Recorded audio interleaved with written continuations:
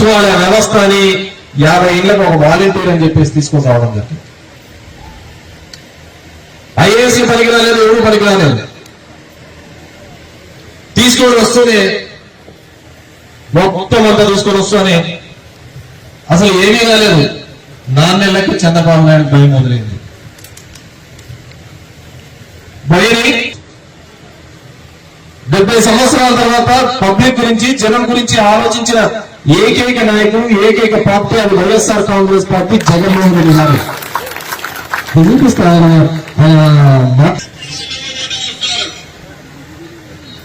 ఇంక ఎవరికి రక్షణ ఉండదని చెప్పి కూడా నేను మీకు తెలియజేస్తున్నా.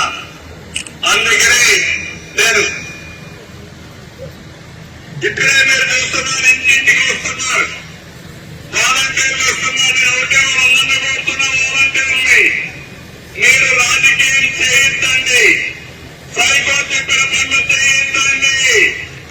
మీరు అవసరమైతే ప్రజలకు అవసరమైన పనులు, ప్రభుత్వ పనులు చేయండి, కానీ పార్టీ పనులు చేస్తే మాత్రం మా ఆడబిడ్డలు వదిలిపెట్టు, మిమ్మల్ని నిలదీస్తారని ఈ యొక్క వాలంటీర్ పత్రాన్ని కోరుతున్నా. నిన్న మొన్న నేను వింటున్నా, ఇంటింటికి వచ్చి నీకు అది ఇస్తాం ఇంట్లోకి వస్తున్నారు. వీళ్ళని ఇంట్లోకి రావడానికి, ఇంట్లోకి రావడమే కాకుండా మీ వివరాలు అనుకుంటున్నారు. కడాలని మీ వివరాలు ఎక్కడ పోతున్నారంటే మీ ఆయనకి ఏమన్నా వేరే సంబంధాలు ఉన్నాయా, ఉందా అంటే కొంపల్ని కూల్చే మార్గం ఇదెక్కడ నాకేం అర్థంగా నీకేం సంబంధం? మగవాళ్ళకి మీ ఆడబిడ్డలు ఏమైనా బయటపెడుతున్నారా?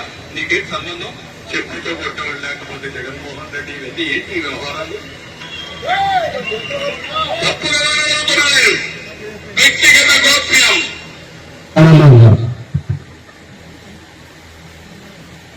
వ్యక్తిగత గోప్యం అంట.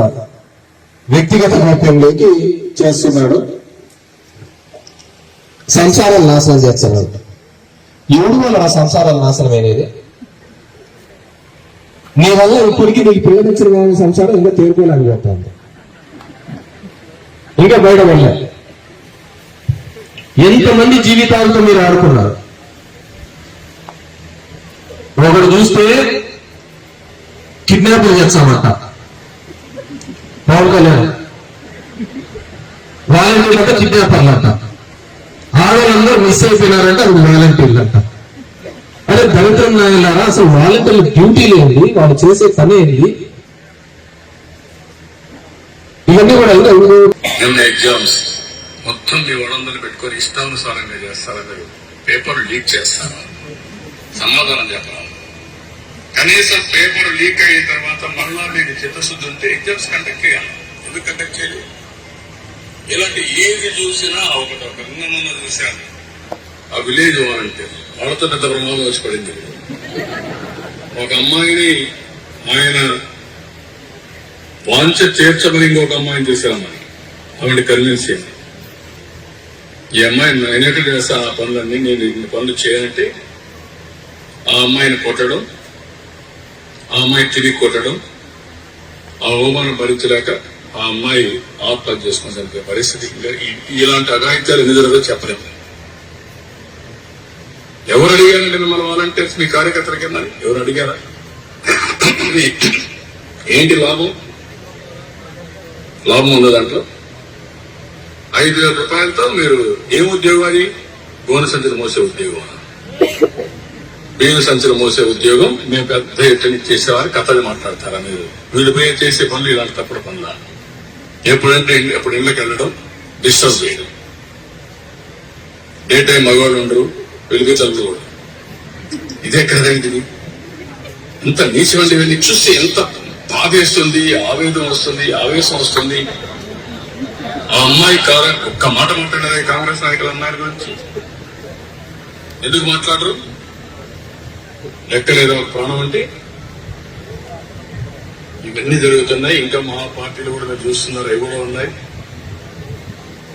ఇంకా వీళ్ళు ఏమనుకున్న ఆంబోతులు మారిగా ప్రజల మీద పడిపోయి అటు ప్రజలు తెలుగుదేశం నాశనం చేస్తే, అటాక్లు చేస్తే, ఒకవేళ పేపర్లు కానీ టీవీలు కానీ వేస్తే వాళ్ళ మీద కూడా చర్యలు తీసేసుకొని క్లోజ్ చేసేస్తే వీళ్ళ ఆగడాలు సాగుతాయనుకున్నారు. కానీ మీ ఆగడాలు సాగు, ఇష్టానుసారంగా మీరు ప్రవర్తిస్తే దానికి మూల్యం చెల్లించుకోక తప్పదు.